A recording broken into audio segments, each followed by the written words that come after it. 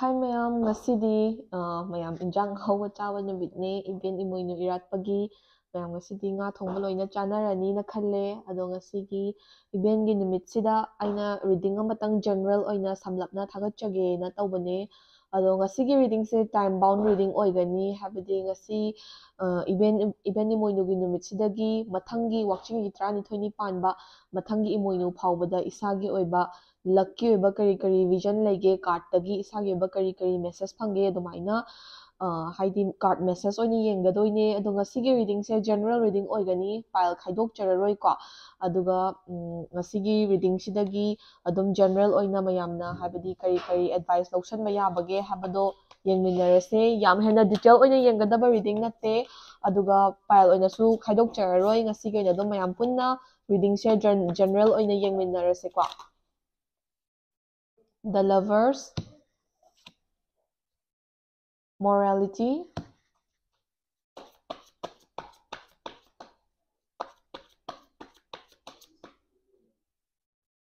We Are the World ko.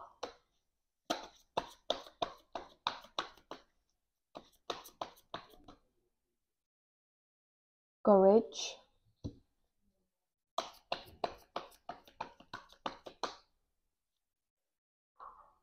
Patience, card amatanga draw tawzage.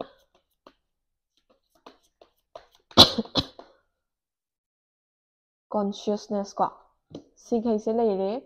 Ado affirmation card habadi akoina ngasi ibeni moinu numit sidagi mathangi imoinu phawbada habadi chahi amagi period oidoini ko sigi marakse kari affirmation follow tawba yabage habadu su card message yengminadoine ado mayam punna ngasi gi ahanba reading se habadi ngasi gi reading sidagi kei phange haba matamda handaki chahi sida ko habadi ngasi gi numit sidagi hauraga kari afafata thengnaba yabage hamka haiba kanda relationship kumba habadi hauze relationship laibiba ichile now singi oibiya natragana luhong khongdonga laibireba ichile now singi oibiya or relationship laibidriba single oibiriba ichile now singdasu relate tawbiya ko luhong khongdonga laibireba ichile now singi oina handaki habadi ngasi dagina mathang chahigi imoinu phawbugi manungda isagi relationship ta hena habadi chawkhatpa afaba purakpa ngamba isagi married life ta hena stability purakpa ngamba adagi nauna haidi yum panbagi lambida khongdabiriba ichilinaw singi oina adum angangumbagi oiba good news taba phangbagumba adugumba phangba yai adagi like isagi married life ta hena peaceful oirakpa afaba oigani haina isana affirm tawbiraga afaba side ta su lakpa ngamna ba hotnabiba darkar oi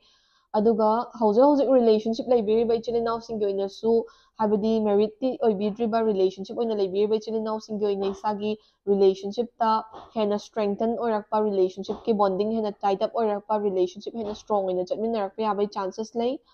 aduga single oibiriba ichilinaw singi oina isagi life ta anauba partner phangakpa yabagi or relationship ta khong thangjinba yabagi haidi vision se dum pi bako mathangi imoinu phawbada next the card message or card advice ama phangi morality hariba card chitholai ko sigi morality hariba card chi matungina ngasigi reading tabiriba ichilinaw singna ngasigi numit sidagina mathangi event gi numit laktri phawbada isagi oiba morals isagi oiba behavior isagi oiba attitude phasna keep up tawna ba hotna biyu isana phatte khangba attitude kumba phatte khangba hainabi gumba isadagi yarigai thadokna ba hotna biyu kind oibiyu adagi pukchel chawbiyu ko aduga moral behavior yam active oina keep up tawna ba hotna biyu isana afaba tawragadi good karma soidana phangani habasima khangjinbiyo bako We Are the World hariba card china mu kari supplement tawge haba matamda ngasigi reading tabiriba ichilinaw singi oina ngasigi numit sidagina mathangi event gi numit laktri phawba habadi chahi amagi matam sida isana effort thadabiba amadi hotnabiba jaga khudingmakta isagi hotnajaman lemna mangoidaba career makta oiragasu dum growth leigadaba isagi ningjaba apamba khara dum thungba yabagi vision piyebako aduna isana hotnaba lepiganu ninghannabiganu haba advice se card tagi phange next courage hariba card chitholai ko courage hariba card chi matungina ngasigi reading tabiriba ichilinaw singi oina handak chahi gi haitare ko chahi ama chatkadoriba reading ni adum hause January hobada ngairi aduga mathangi event gi numit lakpa wakching gi 32 panba mu lakpa sida chahi amagi cycle ama oina dum chatkadorni aduna handaki chahi gi oina ꯊꯕꯛ ꯑꯃ ꯇꯧꯕ ꯃꯇꯝꯗ or decision ꯑꯃ ꯂꯧꯕ ꯃꯇꯝꯗ or ꯀꯩꯅꯣꯝꯃ ꯍꯥꯏꯗꯤ ꯄꯥꯡꯊꯣꯛꯀꯦꯅ ꯈꯟꯕ ꯃꯇꯝꯗ courageous ꯑꯣꯏꯕꯤꯌꯨ, brave ꯑꯣꯏꯕꯤꯌꯨ, ꯏꯁꯥꯅ ꯏꯁꯥꯗ confidence ꯂꯩꯕꯤꯌꯨ. courageous ꯑꯣꯏꯔꯤꯈꯩ, confidence ꯂꯩꯔꯤꯈꯩ ꯏꯁꯥꯒꯤ ꯑꯣꯏꯅ ꯃꯥꯏ ꯄꯥꯛꯄꯔꯣꯝꯗ ꯆꯪꯁꯤꯟꯕ ꯉꯝꯕ ꯌꯥꯕꯒꯤ chances ꯂꯩꯌꯦꯕꯀꯣ.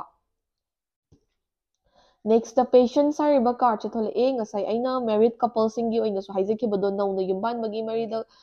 ꯂꯝꯕꯤꯗ ꯈꯣꯡꯗꯥꯃꯤꯟꯅꯕ ꯏꯆꯤꯜ ꯏꯅꯥꯎꯁꯤꯡꯒꯤꯕꯨ ꯑꯣꯏꯔꯒꯁꯨ ꯑꯗꯒꯤ ꯑꯗꯨꯝ ꯍꯥꯏꯗꯤ ꯑꯉꯥꯡ ꯑꯃꯒꯤꯗꯃꯛꯇ ꯇ꯭ꯔꯥꯏ ꯇꯧꯔꯤꯕ ꯏꯆꯤꯜ ꯏꯅꯥꯎꯁꯤꯡꯒꯤ ꯑꯣꯏꯔꯒꯁꯨ good news ꯐꯪꯕ ꯌꯥꯕꯒꯤ ꯆꯥꯟꯁꯦꯁꯇꯣ ꯍꯟꯗꯛꯀꯤ ꯍꯥꯏꯗꯤ ꯉꯁꯤꯒꯤ ꯏꯚꯦꯟꯠꯒꯤ ꯅꯨꯃꯤꯠꯁꯤꯗꯒꯤ ꯐꯖꯅ ꯅꯤꯍꯧꯔꯒ ꯃꯊꯪꯒꯤ ꯆꯍꯤ ꯐꯥꯎꯕ ꯑꯣꯜꯂꯛꯄꯗ ꯏꯁꯥꯒꯤ ꯑꯣꯏꯅ ꯅꯤꯡꯖꯕꯁꯦ ꯊꯨꯡꯕ ꯌꯥꯕꯒꯤ possibilities ꯂꯩ. ꯑꯗꯨꯅ patience ꯂꯩꯕꯤꯌꯨ, calm ꯑꯣꯏꯕꯤꯌꯨ ꯀꯣ, ꯑꯗꯨꯒ positive ꯑꯣꯏꯕꯤꯌꯨ. And then isana habadi atopa general oina yengbiriba ichil inawsinggi oinako ngasigi numitsidagina lakadoriba mathangi eventgi numit phawbada isana thaba ama hekta tawba matamda or decision ama hekta lawba matamda patience laibiyoba ingna tapna any decision calmly lawnanaba hotnabiyu. Hatu rush tawba impatient oibagumba se yarigei tawbiganu. Thabak khudingmak patience oina courageously adagi moral laina isana hotnaragadi afaba mayam ama phangba yabagi possibilities layebako. Mathangda consciousness hariba card thole sigi card sigi matungina ngasigi general reading sibu tabiriba ichil inawsinggi oina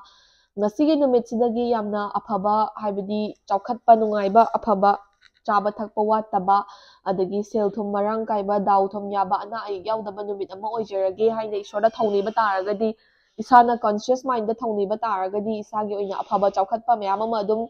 isorna su pibirakani haina card sina vision piye. Aduga thabak ama tawba matamda or decision ama lawba matamda ngasagi patience leiba, moral leiba adusingdusu loina follow tawraga isana gyan tadaba mikupta haibadi sauringai matam or yam harauringai matamda hekta decision lawsanbagumba adugumba se tawbigano. Any decision lawba matamda small or big ko yamna conscious oina yamna wakhal tana lawnanaba card sina advice piye. Aduga afaba chaukhatpa oijage haina thongnibase yamna important oi. Aduga afaba chaukhatpa oinanaba isana hotnabasu yamna important oiyebako.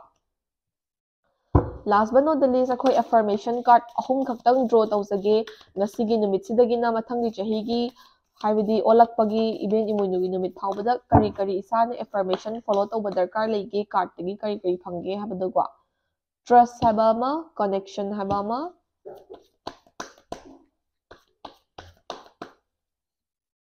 lastly peacefulness haba ama ko. So handaki ngasigi imoinu sidagina mathangi eventgi numit imoinu phawbada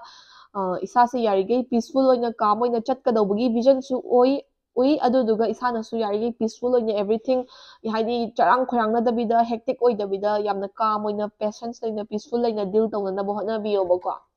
Aduga ngasai su haijakibado anauba relationship phangba yabagi chances lei natragana hanadagi already leiraba relationship kumbada connection and strengthen oiba yabagi possibilities ui. Marup mapang loinaba tinaba matamdasu hena chaukhatpa afaba phangba yabagi migi mateng phangba yabagi possibility dum pi. Duna isana connections and bondings khudingmak phajana haibadi keep up tawba ngamnanaba hotnabiyu. And then trust hariba card se thole trust hariba card chi matungina hoi isase past da trust issues lairakpa thajaba mangakpa person haibadi mingonda dum thajaba thamuraga thajaba mangba khotpa thengnarakpa oiramba yai adu taragasu like mathangi ngasigi numitsidagina mathangi chahigi eventgi numitse laktri phawbadi isagi oina adum isana sigi person se trust tawba yai ko sigi mi se thajaba yai ko na khallaga wakhal munna khallaga trust tawbiba jaga do aduda adum trust to phajana adum keep up tarakpa yabagi possibilities layeba. Aduna mi trust tawba matamda budi haina singa khallaga trust tawbiyu. Aduga trust pu tawkiba jaga adudadi thajabadudi lemna mangoidabagi mami tayebako. Last but not the least, gentleness hariba card chimaga tholae aina pick tawjare ko. Sigi gentleness hariba card chi matungina ngasigi general reading se tabiriba chilinaw singna haidi ngasigi numitsidagi affirmation ama lawbiyo. Kari affirmation no haiba matamda ngasigi numitsidagina mathangi eventgi numitse laktri phawba isase pukchil chawba gentle oiba calm oiba peaceful oina chatnaba hotnaba ngamba life se yam gentle oina calm oina peaceful oina ingna tapna haibadi sauganba adagi asawbagumba se phatharaga yam patience leina calm leina chatpa ngamge haina hotnajaba adagi hotnabado mai pakpa yabagi possibilities dum pi. Aduga adumaina hotnaragadi hena afaba chaukhatpa lakpa yabagi possibilities su mayam uiba. Aduna yarikai gentle oibiyu, calm oibiyu, kind oibiyu haiba advice se card tagi card message oina phangebako. So ngasigi reading se matang swaida loisinjarage sidagi lawba yaba advice sing lawsinbiraga mathangi reading amung aiminarase ko.